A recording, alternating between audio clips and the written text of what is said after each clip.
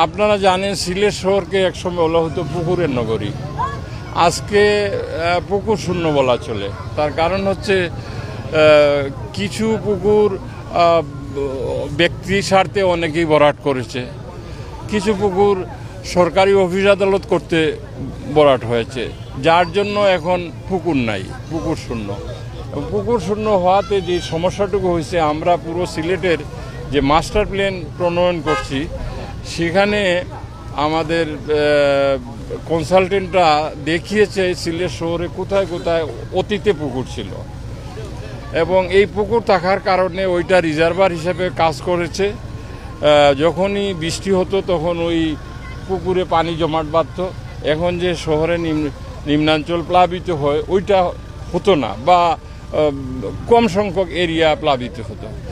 এখন যা তো হওয়ার হয়ে গেছে, এইখানে আশেপাশেও দেখবেন সরকারি অনেক স্থাপনা নির্মিত হয়েছে পুকুর ভরাট করে। আমরা এখন খুঁজে খুঁজে এই পুকুরগুলা বাইর করছি, যেগুলা মজা পুকুর। আপনারা দেখছেন অন্তত 2 সপ্তাহ আগে আমরা কুজারখলায় একটা পুকুর বাইর করেছি। ওইটাকে আমরা পরিষ্কার পরিচ্ছন্ন করে এইটার উপরে একটি পরিকল্পনা নিয়েছি 4 তীর পুকুরের সংরক্ষণ করা।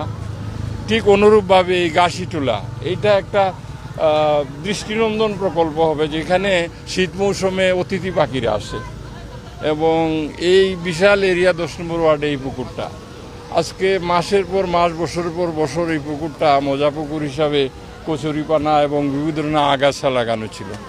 এখন আমরা এইটা পরিষ্কার পরিচ্ছন্ন করব, ওয়াকের ব্যবস্থা করব এবং ওই যে অতিথি পাখিরা শীত মৌসুমে যাতে থাকে তাদের কিছু খাবার আমরা ছড়ায় ছিটায় দিব, যাতে পাখিগুলো এগুলো খেতে পারে। এইটাকে যে জীববৈচিত্র্যের যে একটা পরিবর্তন এইখানে নিয়ে আসবো, হয়তো আগামী দিন আপনারা আপনাদের গণমাধ্যমে এই বিষয়গুলো তুলে ধরতে পারবেন। সেই লক্ষ্য নিয়ে এই পুকুরে কাজ করছি। এইভাবে সিলেট শহরে খুঁজে খুঁজে যতগুলো পুকুর আছে আমরা এগুলাকে সংরক্ষণ করব, পরিষ্কার করব এবং মানুষের যে এই পুকুরের যে বেনিফিট যেটা নেওয়ার সেইটার আমরা ব্যবস্থা করব।